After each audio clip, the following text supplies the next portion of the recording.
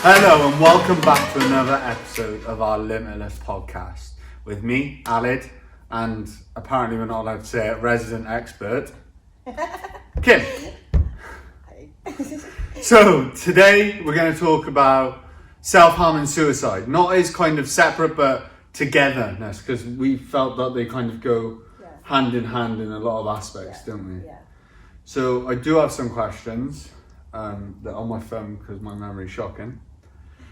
So when we talk about these things, first of all, this is a tough subject. I think going through it personally and knowing other people that have gone through it, it's not fun. It's not a laughing matter, especially when you're in school. It can be joked about. It can be tormented as well, and it's not. And seriously, if you're going through any tough times, whether that's about anything that we've spoken about over the past few weeks or coming weeks, or anything where you're uneasy at all, please feel free to give us a message, get in contact with us. We'd love to have a chat with you and see how we can help as well.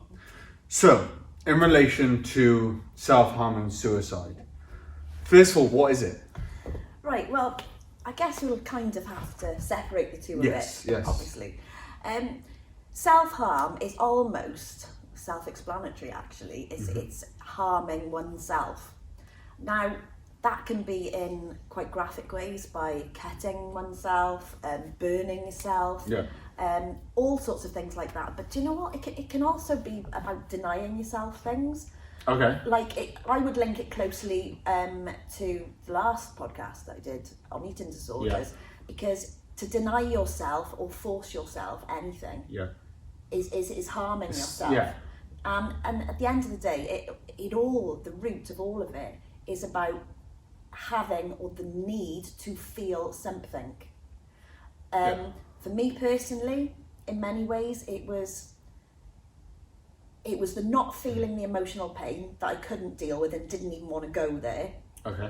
So for it to be something physical that I could see and was real, and ouch, that hurt, that was acceptable. Does that make sense? It's like, where's my emotions? One for another kind of thing? One for another, but do you know what? The physical stuff was a lot easier to deal with at the time. Yeah. And then it just gets out of control, you know? And it's the secretiveness about hurting yourself. It isolates you. Absolutely. Do you know what I mean? Yeah. And that is the most awful feeling in the world. And when you're doing it to yourself and you can't then speak up about it, it's just a pit of lonely darkness. And I guess, you know, my passion for young people experiencing, you know, these things is that, do you know what? We can't keep hiding these things in the dark. No. It is happening. It's happening more than we could possibly imagine. And it's one of those things where the more we talk about it, the more we take the power out of it and the more it can be dealt with. Yeah. I think one of the main things when I was younger, and I think even now, is it's a taboo subject in a lot of cases, in schools, in society in general. Social media, you don't see it. Like that's one of the things that I hate most about social media. It portrays this perfect life. You know I hate social media. And it portrays this perfect life, especially Instagram, you know, where people show off what they've got, not what they haven't got. Yeah, exactly. So when you're in these situations where you're isolated, and when you're isolated, you're not talking to people, so you're on your phone a lot more, so you're flicking through social media, and you see all these perfect things which aren't perfect for a start. They're not perfect. These people who lead these perfect lives are not perfect. Yeah. And it can make it worse, that isolation worse, because you feel less. Life in snapshots, isn't it? And you feel less of yourself again. For me personally, when I used to self-harm during a period of time in my life, it was a release. Yeah. The cutting myself was that release of emotion, that mental turmoil that I couldn't control anymore. Like when you put a lid on a boiling water and it does that cutting was that opening slightly to let the steam out, and then I'll close it back in again. Pressure cooker effect. Yeah. And that's how it was to me. I think each person will have different experiences of self-harm. Definitely. But I definitely feel like it's something we have to talk about more, like you said, to take away the stigma from it, that it is okay, that it is okay to ask for help, and going through that. Because I think, for me, with that pressure cooker situation, the more I let it build up, the less the cutting worked. Yeah, absolutely. The less release was happening. That's right, yeah. But that's when it led on to the other side of it. Yeah, absolutely. So what is suicide? Suicide. Well, suicide in itself is the act of ending your own life. But obviously, for any action to take place, there's always a thought and feeling. Mm-hmm. So we'll talk about suicidal thoughts. So it's more than being really, really sad, more than being really, really desperate, really, really depressed, really, really scared. It's actually where you go past that and actually, in quite a calm way and a logical way, Mm-hmm. the only way out is to end your life. Yeah. And that is the danger point. Because when you really start having true suicidal thinking, then actually there's almost a calmness and a comfort. It becomes a realization. It does, yeah. You tend to forget about loved ones. Well, not necessarily forget, don't care, I would say, about loved ones. And it becomes that plan. So the only way that I could kind of describe it is, you know how like you plan what you're going to wear to school the next day, or you're going to plan what you're going to do with your friends on the weekend. It's just as real as that. Yeah, absolutely. Yeah. And it's a horrible and horrific thing, and it goes back to that isolation again. It does, yeah. And I think it's all about, you know, the danger of secrets. And what I would say to any young people watching at the moment, especially in relation if you think a close one or a friend of yours is either hurting themselves, is not eating properly, or is really depressed, or maybe they're hearing voices, or just something's not right, and they confide in you, listen, really listen. Don't judge, don't necessarily give them any answers. But do you know what? Just remember this. To keep their secret is keeping it in the dark. And the longer it's a secret, the longer it goes on, and the more isolated they become. And it's as I've been in this situation as a friend and a friend who had to do the same for me. And it's a really awful, tough one. It really is, because you don't want to break trust. You don't want to break confidence. You don't want to betray them, do you? No, you don't. Of course you don't. But do you know what? I'm so glad that in that position I decided not to keep it a secret. And as it happened, it was actually to tell our swimming coach at the time, who I really trusted. Because do you know what? Even though she called me everything, every obscenity under the sun. And actually we didn't speak again until we bumped into each other in Asda's when we were in our late 20s. But do you know what? I knew that I hadn't kept her struggle secret. I wasn't responsible for her still being in that struggle. And that actually she did turn around and say, oh my gosh, Kim, what have you been doing with your life? It's so nice to see you. Yeah. And do you know what? Thank you for speaking up. Now that was, I don't know how many years later. I think the trouble is when you talk about that sort of thing, it's, yes, you don't want to hurt your friend from betraying them or distrust. But when it becomes distrust, or you knowing that and them ending their life and Absolutely. them not being here anymore, I think you have to speak up about it. Yeah. Because otherwise you could end up being a catalyst for that issue. That's right. And the other part of it is to look after yourself as well. Because do you know what? Absolutely. If it's happening to a friend of yours, or just somebody you care about, it is not your burden. For you then to take on all of that pain and you have to keep it a secret, then that puts you in danger. And do you know what? Somebody gave me this bit of advice once when I was nursing. And when we were talking about, you know, confidentiality and how far that goes. And she said, do you know what? Think of it this way. You know how uncomfortable you feel? You know, when you get that bit of unction, you know, about, oh, I'm not comfortable with this. Oh gosh, what shall I do? Should I say it this way? Should I say that way? Should I put it in the notes? Do you know what? That feeling alone, that's really uncomfortable, isn't it? So times that by 1,000,000, and that's the uncomfortableness that they're feeling. So there's your cue. There's your cue that it's not all right. It's not a secret that can be kept. No, exactly. And I think, like, it's a very taboo subject, as we've already discussed.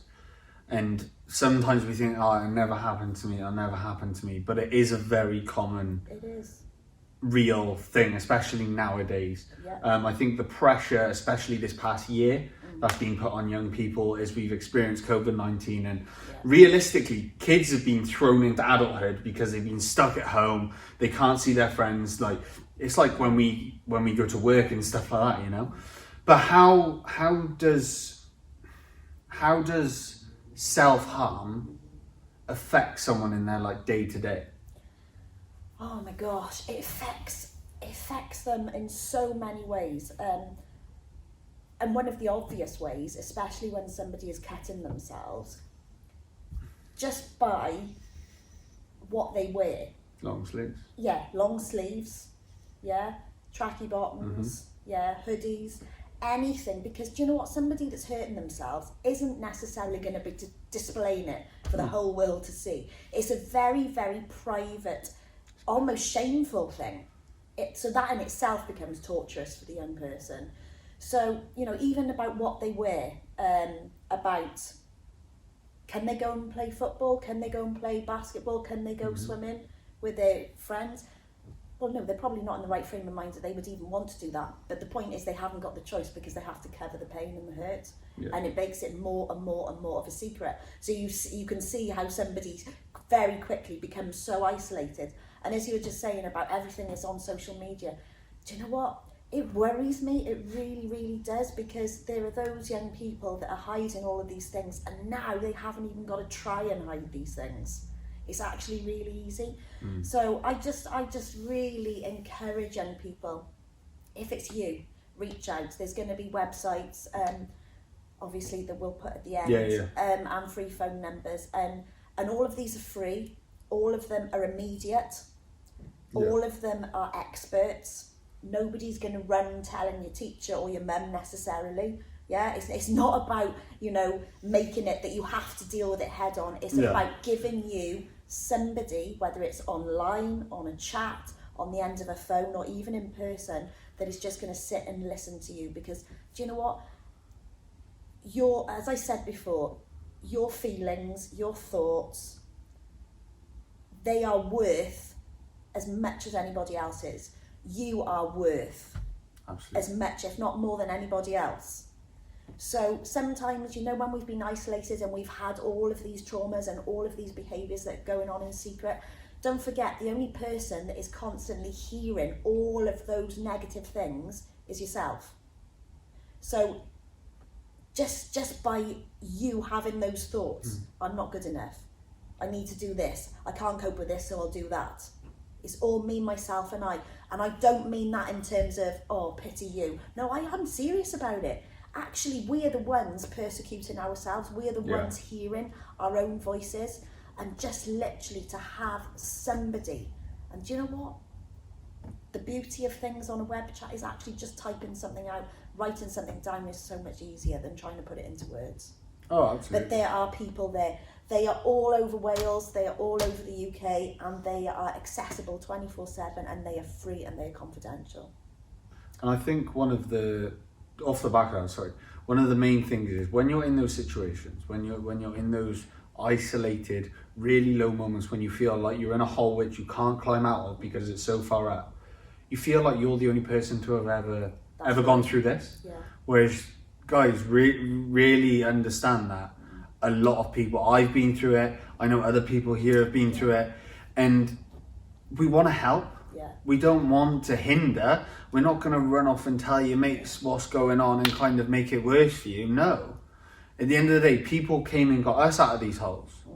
And we're here to help you guys as well. And these phone numbers, one of the biggest things that I found as an adult trying to commit suicide was that people were going to judge me. But being able to use these services, they don't know who I am. No. They've never heard of me, seen me, and they never will see me or hear me. But you're able to get everything off your chest. That pressure cooker that I was on about earlier, they're turning the gas off. They're allowing that water to simmer down, to cool down. And really you need to understand that letting those emotions go, not through cutting yourself, not through burning yourself, not through physical harming, whether that be through eating disorders, etc., but by speaking. Yeah. By letting it off your heart. Yeah. Whether that be to your best friend or a random stranger. Yeah. It's letting it go. Yeah, absolutely. Yeah. And it's, you know, I mean, it doesn't feel like it when you're in it, but the truth of the matter is, it is truly, it's okay not to be okay. Absolutely. And in this day and age especially, it really is okay not to be okay. There's so many pressures in the world nowadays to be a certain goal, to look a certain shape, to have a certain job. Yeah. That we believe that most of the time we're not okay because we're us. Yeah. You know, we're each individually created by God. We know we're made in His image, but yet sometimes we battle with the fact that we don't look like this person or that person, or I have a different colour hair to that person or this person. And all these things can be catalysts for this domino effect of mental illness.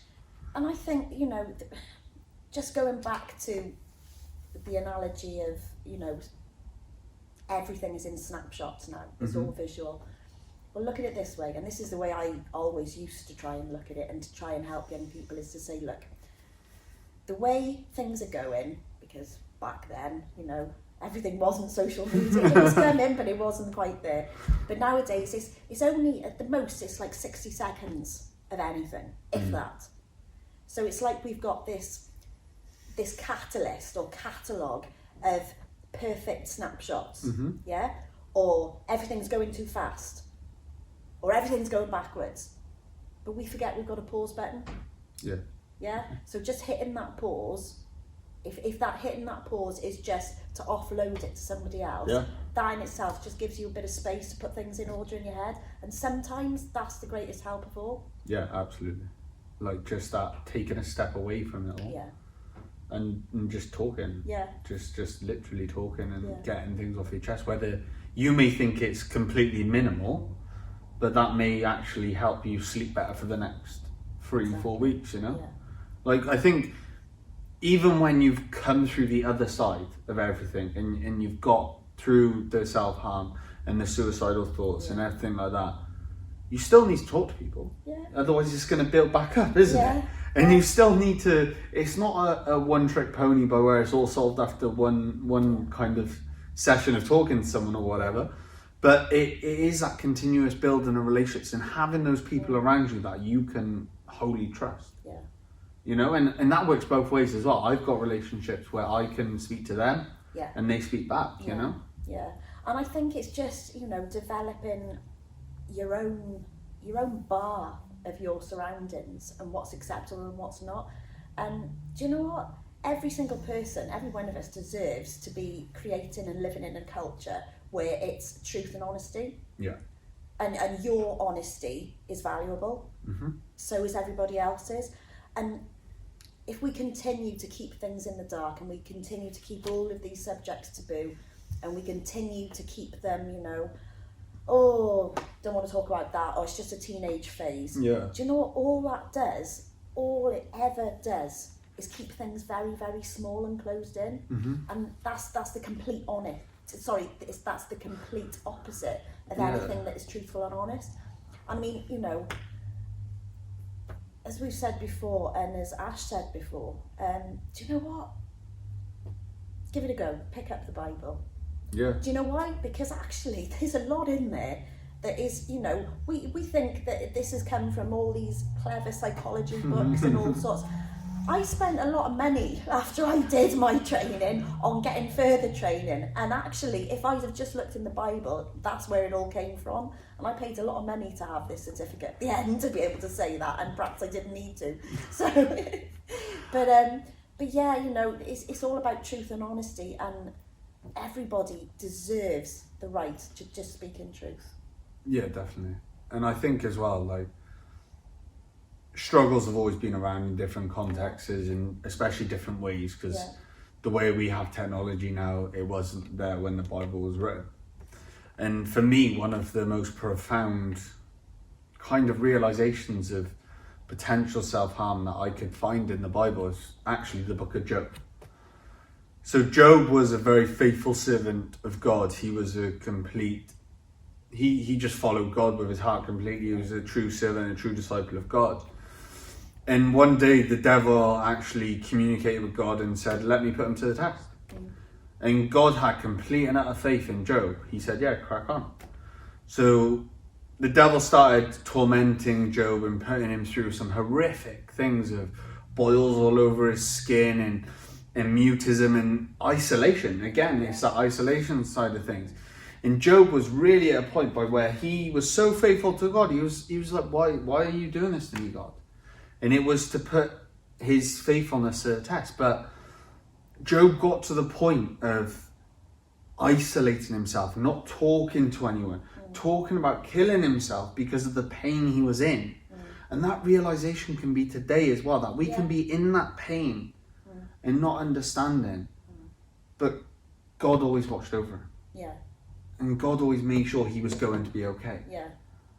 Like the Bible, and even God doesn't tell us that everything's going to be easy.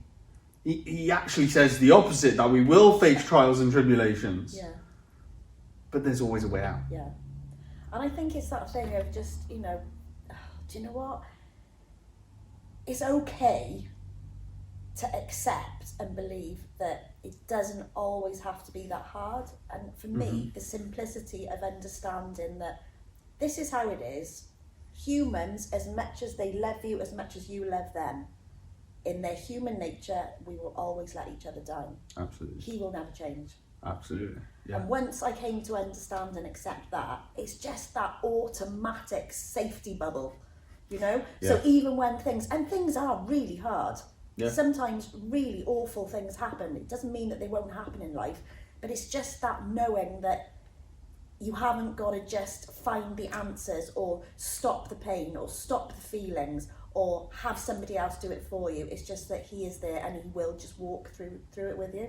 Absolutely. It's going to be hard, it's going to hurt, but it doesn't have to be, it doesn't have to be as dramatic as it is without him. Totally. And don't get me wrong, people can love you and your friends and your family can love you, but when you look at God's love, it's on a completely different level, And I think really it's understanding that he is always there for you.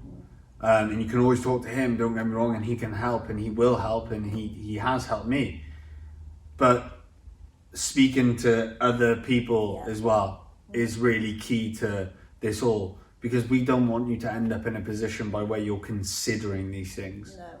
No. Because it's not nice, and there's better things in life. There's so much better in life. There are. So I think that's it. I think so. I'm not sure. We did kind of go over what we were going to talk about, but hey ho. But thank you very much for coming on again, and we'll see you guys on the next one.